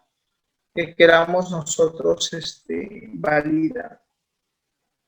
Aquí tenemos otro ejemplo, ¿no? De otros valores que se están capturando, ¿no? Las variables txt, nombre, add, zip para lo que es la ciudad, y hay una variable que va a intentar insertar un inserito, hacer un inserito en la tabla customer, pero en los values, mira, le mandan el arroba, ¿no? Arroba y los parámetros, ¿no? 0, 1, 2. Y pues de esa manera se evita justamente la inyección SQL, ¿no? Es otra técnica sencilla, fácil de poder también aplicar en un procedimiento almacenado, ¿no? En una ejecución de esa naturaleza. Aquí tenemos otro ejemplo, ¿no? Que muestra, por decir, cómo crear consultas parametrizadas en algunos idiomas web comunes, como por ejemplo, ¿no? Se tiene ahí una variable txt_user_id que lo que hace es obtener el código de usuario, ¿no? Y la variable SQL va a mostrar todos los registros de la tabla customer donde el código del usuario sea igual y están usando el arroba, ¿no? Como medida de seguridad. El comando ejecuta un nuevo comando y el comando a través de su parámetro, ¿no? Parámetros.add which value, o sea, agregar valor, ¿no? Agregar valor del parámetro al comando, lo están mandando con el carácter arroba, ¿no? Arroba 0, ¿no? Y la variable txt_user_id. Y eso lo ejecuta, ¿no? Inserte dice la declaración en ICP. Aquí están haciendo lo mismo. El inserinto con los valores, ¿no? Y usando el arroba, ¿no? Cada parámetro para cada variable, ¿no? Y se está mandando por cada parámetro, ¿no? Y esto se va a ejecutar. Entonces, hay muchas formas de repente de evitar que se inserte código SQL. Y a veces cuando no se hacen esas validaciones, por más simples que parezcan, se puedes evitar dolores de cabeza, sobre todo cuando intenten vulnerar la seguridad de tu servidor. Acá es otro ejemplo. En PHP también maneja su propia sintaxis y casi tiene la misma lógica, ¿no? Mandar parámetros con las variables capturadas, ¿no? Es otro ejemplo. Medidas. El primer paso para prevenir los ataques basados en SQL Injection es ser consciente de que un usuario no siempre va a proporcionarte la entrada que tú piensas. Es verdad, no siempre el usuario te va a dar el dato que tú esperes que ingrese. El segundo paso es realizar algo que es básico en seguridad, que es la validación de los datos. Para cada dato, sea cual sea proveniente de un usuario de la aplicación, debemos asegurarnos de que sea válido y que sea el tipo de dato adecuado sobre todo, ¿ya? Atención con ese detalle. Lo otro es el uso de cookies, ¿ya? Las cookies también, el Cookie Session Poison, Poison Night, ¿no? Que no es otra cosa que el envenenamiento por cookies, ¿no?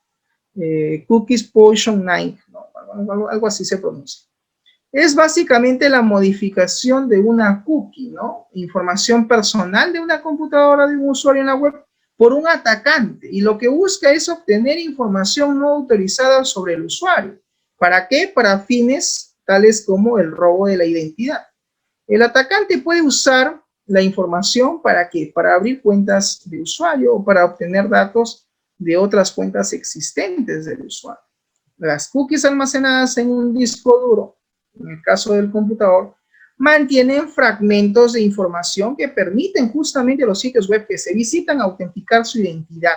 ¿Para qué? Para asegurar, ¿no?, que las transacciones, ¿no?, que se quieran realizar se hagan de forma más rápida, para acelerar justamente esas transacciones, así como también para monitorear su comportamiento y personalizar sus prestaciones por usted, ¿no? Sin embargo, pues a las cookies también pueden acceder personas no autorizadas, a menos que se apliquen medidas de seguridad, ¿no? Un atacante pues puede examinar una cookie para determinar su propósito, para editarla de manera pues que le ayude a obtener información del usuario y sobre todo del sitio web que envió justamente esa cookie, ¿no?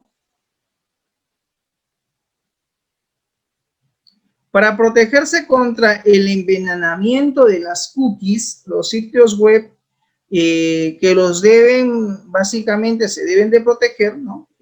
Lo deben hacer mediante un cifrado antes de enviarla al computador del usuario.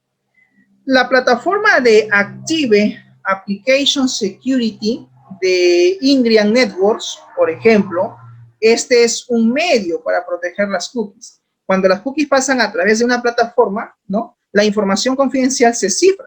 Se crea una firma digital, dice, que se utiliza para validar el contenido de todas las comunicaciones futuras entre el remitente y finalmente el destinatario. Si se manipula el contenido, la firma ya no coincidirá. Por lo tanto, el contenido y el servidor, ya no, al no coincidir, ¿no?, la firma con el contenido, pues el servidor simplemente lo que va a hacer es denegar el acceso, ¿no?, hacia los datos que se intentan ingresar, ¿no?, o que se intentan acceder, ¿no? Esto más o menos en esquema funciona de esta manera. Aquí tenemos el envenenamiento por cookie, ¿no? El atacante obviamente trata de acceder, de loguearse al servidor. Si logra acceder, pues captura el usuario como segundo paso. El tercer paso es le manda, ¿no?, la URL con la sesión, con el dato capturado. La víctima, al tener esa información, lo que hace es va a repostear al servidor ese dato, y al hacer ese reposteo, implícitamente la víctima va a tener que enviar su usuario y contraseña, porque aquí está enviando el dato incorrecto. Cuando él lo cargue le va a salir error en la URL. Entonces, ¿qué hace? Le va a proporcionar los datos correctamente, y una vez que haga eso, pues el atacante introduce esa cookie para poder obtener ya luego la información, ¿no? Entonces, es otra forma de cómo opera. Si se dan cuenta, el atacante no hace nada por sí solo, siempre va a necesitar de la víctima, y es la víctima pues quien va a terminar siempre cometiendo algún error con los datos, y a través de él es que finalmente se va a acceder a la información, ¿ya? Entonces tengamos en cuenta eso. Medidas: no guarde en texto plano, ¿no?, o contraseñas de repente cifradas que sean débiles en cuanto a la cantidad de caracteres en una cookie. Implementar también, por ejemplo, la eliminación de cookies por tiempo. Cada cierto tiempo en tu computador trata de eliminar las cookies, eso también es importante. Y las cookies de autenticación de credenciales deberían estar asociadas con una dirección IP, eso también es importante. Y si es posible, hacer salir de funciones disponibles, ¿ya? Eso también sería una medida. Bien, jóvenes, no sé si hasta aquí hay alguna pregunta con respecto a lo que estamos comentando. Entonces, hemos hablado un poco acerca de aplicaciones web. Hemos tratado de dar un repaso de cómo es el tema de la seguridad en aplicaciones web, las medidas que hay que considerar, y que hay una serie de amenazas, hay muchas, ¿no? La más común quizás es SQL Injection, y en la medida posible, pues traten ustedes de, cuando hagan sus sistemas web, de utilizar ese parámetro, ese carácter del arroba, y por qué no, háganlo a través de procedimientos almacenados. Es mejor que el servidor haga siempre toda la validación antes de dar acceso a una aplicación web. ¿Ok? Bien, hasta aquí, ¿preguntas o algún aporte por parte de alguno de ustedes? Ajá, a ver, ¿qué me dice Ramírez en el chat? Ajá. ¿Qué sucede cuando uno acepta las cookies al momento de ingresar a una página web? Ah, muy buena pregunta. Cuando generalmente uno entra a un sitio web, a veces pasa, ¿no?, que te dice que para poder mostrarte el contenido tú tienes que aceptar la cookie, es verdad. ¿Qué facilita la cookie? Que tu computador pueda recordar rápidamente el sitio web al cual estás ingresando. Porque las cookies internamente guardan datos del sitio web al cual tú estás accediendo.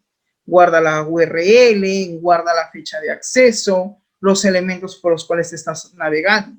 Si tú puedes, en algún momento abre una cookie de algún archivo que hagas en una página web que visites, abre la cookie. La cookie es un bloc de notas, ¿ah? Es un archivo TXT. Y vas a ver un montón de información que se guarda ahí. La cookie tiene la ventaja de que cuando tú vuelves a acceder a ese mismo sitio web, ya no tienes que hacer toda la precarga, porque ya hay un archivo interno local que ha guardado toda esa información. Entonces la visualización va a ser mucho más rápida. Para eso se utilizan las cookies. En algunos casos sí es necesario el uso de cookies, y en otros hay que siempre hacer un barrido, una eliminación, ¿no?, de las cookies que puedas tú tener en tu computador. ¿Dónde las encuentras? En archivos temporales de Internet. Te vas al menú ejecutar, pones porcentaje, lo voy a poner aquí, menú ejecutar, y pones así, porcentaje, palabra temp, palabra porcentaje. Porcentaje, temp, porcentaje, entras a todos los archivos temporales de internet que tienes en tu máquina. Van desde carpetas, descargas, cookies, y eso al final son archivos que deberíamos eliminarlo cada cierto tiempo como medida de, ¿no?, protección, pero sí son necesarios, no es que no sean necesarios. Dentro de esas cookies hay algunas que puede algún atacante poner código malicioso, código indebido, para que a través de esa cookie podamos acceder de repente al sitio web o descargar información y que ésta se redireccione de forma automática, ¿ok? A ver, en el caso, otra pregunta, me dice, en el caso, si es que se guarda la información, de una página, a futuro podría ser vulnerable mi PC, dependiendo de qué datos hayas proporcionado en ese sitio web. Si has dejado datos como, por ejemplo, no sé, número de tarjetas, correos electrónicos o contraseñas. Sí, yo te sugiero por recomendación, cada cierto tiempo elimina las cookies. Yo a la semana elimino cookies de mi máquina, semanalmente, porque como siempre estoy navegando, a los domingos generalmente, bueno, paso el antivirus, que demora casi una hora, y si puedo lo elimino manualmente.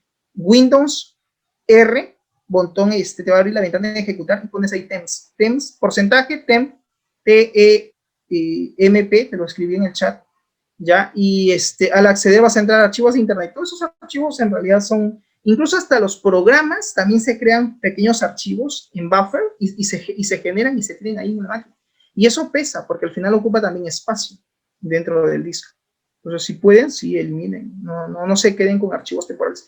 ¿Por qué? Porque al final, cada vez que visitas un sitio web, siempre se va a crear una cookie. Entonces, no voy a hacer que por ahí indebidamente entres a un sitio web donde tiene código encriptado, malicioso, y pues se genera y todo lo que tú ingresas se captura y se guarda internamente en tu máquina como archivo, y no voy a hacer que por ahí haya algún atacante que quiera entrar a tus datos, pues, ¿no? Sabrá Dios qué código se agregan en esas cookies, ¿no? Habría que revisar la cookie y ver qué contenidos tienen, ¿no? Algunos están hasta encriptados. Tú abres la cookie y dices, veo caracteres extraños. Sí, porque puede estar preformateado, ¿no? Con algunos caracteres, ampersand, slash, hay un montón de códigos que podría estar internamente guardados. ¿Qué me dice? Una vez intenté, ya, hubo carpetas en caso que no se eliminaron. Generalmente las carpetas no se eliminan cuando estas carpetas contienen la ejecución de algún programa. Pasa que, por ejemplo, Word genera su carpeta temporal de Word. Pasa que PowerPoint también genera su archivo temporal de PowerPoint. Entonces, lo que podrías hacer es terminar todos los procesos, te vas al administrador de tareas, ya tienes los procesos de Office, todos aquellos procesos de aquellos programas que estén en ejecución, para que puedas borrarlo o eliminarlo manualmente. Sí, eso también es una recomendación. Así es. Muy bien, excelente, Ángel, por las preguntas. Está muy bien. ¿Alguna otra pregunta o algún otro aporte? ¿Estamos claros? Bien. Ok, jóvenes, si no hay más preguntas, entonces vamos a ir dando por finalizada nuestra transmisión. Gracias por su atención y nos vemos en la siguiente transmisión. ¿Listo? Buenas tardes. Ok, nos vemos. Hasta luego.